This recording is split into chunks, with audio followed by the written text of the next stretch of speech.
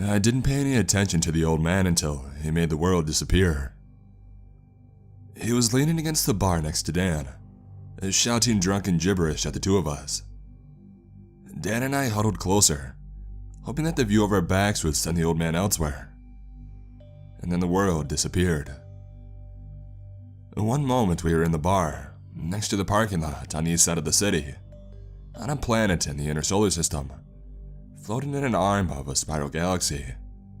The next moment, none of that was there. The English language provides me with the word nothing, but nothing is too generous of a word.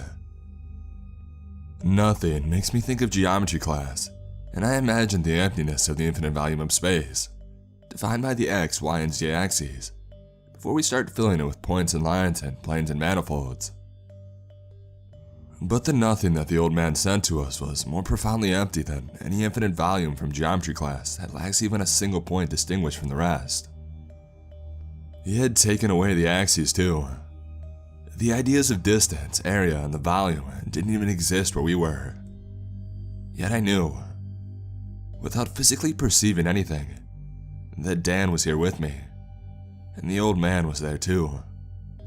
And there was fear. Fear was with me. The old man spoke. "Now that I've got your attention, let me ask you again. Do you remember your own death?" And I did. I remembered slipping into oblivion as an old man, decades in the future from that night at the bar. I remembered my birth and every nanosecond of my past. I recalled every instant of my life, whether I had lived it already or had yet to. And then we were back at the bar. Me and Dan and the old man sat in a booth in the back. The rest of the patrons and bartender and band were all frozen, as if time had stopped outside of the booth. "There's an idea that's quite fashionable these days," the old man continued, "that the universe is a simulation. All of this," he gestured at the frozen interior of the bar, "is like a video game, and everything is just a simulated being, perceiving in a simulated world." I knew it. Dan shouted.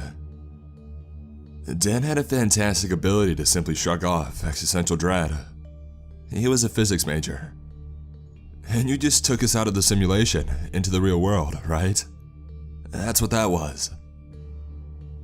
I tried to drink from my beer, but the glass was frozen in time like everything else. It wouldn't budge from the table. The old man gestured at my glass, releasing it into our protected temporal bubble, and I took a sip. I didn't share Dan's excitement at the proof that I was a non-playing character in somebody else's game. At least another sip of beer quelled my shaking from the shock of briefly trusting outside of reality. "Your little universe is just a simulation, run on something akin to a computer." The old man took a sip from his glass. "A computer that exists in a universe with many more spatial dimensions than yours, but that is still otherwise largely the same. Time, logic, and cause and effect. Your simulator exists in a universe where these familiar concepts still exist." He leaned forward, grinning like my uncle used to do before he pretended to pull a quarter out of my ear. "So, here's the thing though. The universe that contains the simulation you call home is also a simulation. It's just a neat little experiment concocted by entities for whom time flows in thousands of directions at once." I knew it. Dan shouted again. No, you didn't," the old man said, and then he continued.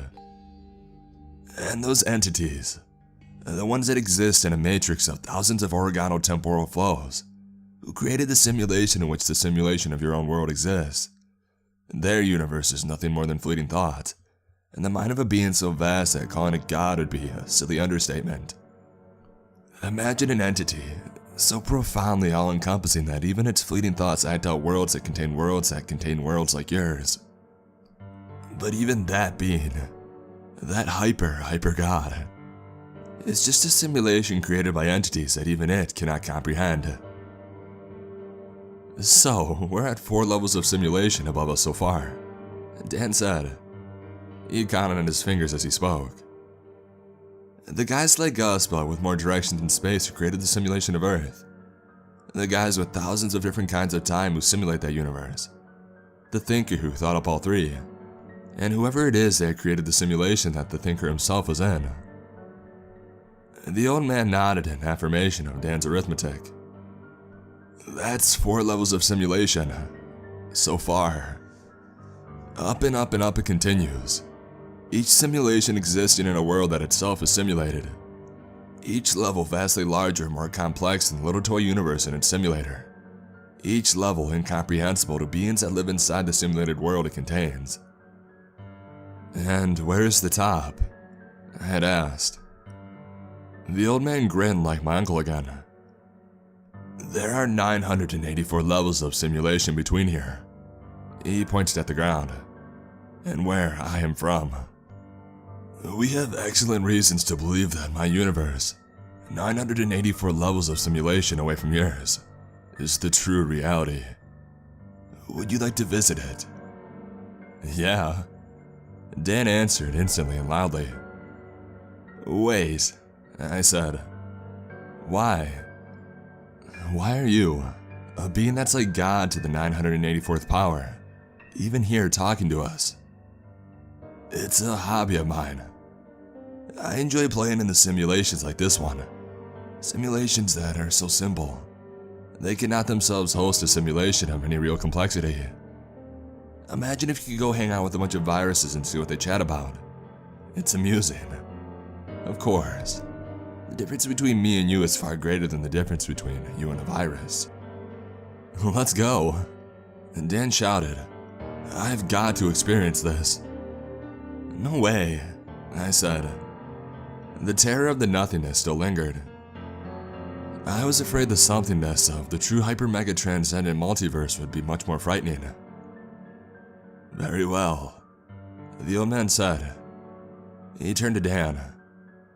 I must warn you, you may find it difficult to be back home at the bottom once you've gone where I shall take you. That's fine, Dan replied. Dan and the old man flickered, as if they vanished and returned in the same instant. The old man sipped his drink, and Dan stared into space with vacant eyes. Dan, I asked, did you do it? What was it like? Dan continued to stare straight ahead. His lips moved a little as if words were slowly forming in his mind, but no sound ever came. Just the expression of endless grasping for the right words. What's wrong with him? I took him all the way up, level by level. We exited this universe. I gave him a body to occupy and I watched him flow around until he got used to moving about in the 17th dimensions of the universe that hosts your simulator. He saw it, by the way, the device that is simulating you right now. And then we exited that universe, and I placed his mind into a vessel capable of understanding how thousands of time streams can co-inhabit the same existence. At this point, only 2 levels up from here, I had transformed Dan into a different kind of being. I had to transform him to give him the capability to understand where he was. His original human mind couldn't simply grasp it. Dan's eyes darted for a moment, and then he returned his focus on a point in front of him. His lips still moved soundlessly. We exited that universe and I upgraded Dan again so he could meet the entity whose dreams are so vast that they are a multiverse of their own. We exchanged thoughts with it that were so complex you couldn't even arrange all the matter in your little universe into a configuration that would begin to express them. We exited that simulation and experienced the quintillion-part harmony that produced the entity with the multiverse dreams, and up and out again. Even though the transformed forms I gave Dan were just specks of entities, barely discernible as of having any sentience at all in each realm that we emerged into. He was a god many times over compared to the human he started as. Needless to say, I did what I promised. Dan reached the 984th level, the true existence. I gave him a mind that was capable of apprehending it, and I let him experience true reality. I also promised to bring him back. We entered the simulation that I had constructed in reality, and then into the sub-simulation within that, and into the sub-sub-simulation. At each step down, I stripped away what I gave Dan on the way up. And now we're back here, and as I warned, Dan is having difficulty adjusting to the infinitesimal size of your universe. The godlike thoughts he had in worlds outside of yours still echoed in his minuscule human brain. Right now he's struggling to regain some trace of them. But it's impossible. He's like a bacterium trying to imagine the works of Shakespeare. The idea is too vast for human mind. Too vast for any mind that could possibly exist here. The old man waved his hand and a blast of noise hit me. The band and the hubbub of the bar now restarted. The old man finished his drink and he stood. "Goodbye, little virus." "Wait," I shouted. "What about Dan?" The old man shrugged and vanished. Dan's vacant eyes randomly scanned the wall in front of him. His lips twitched, but no words emerged.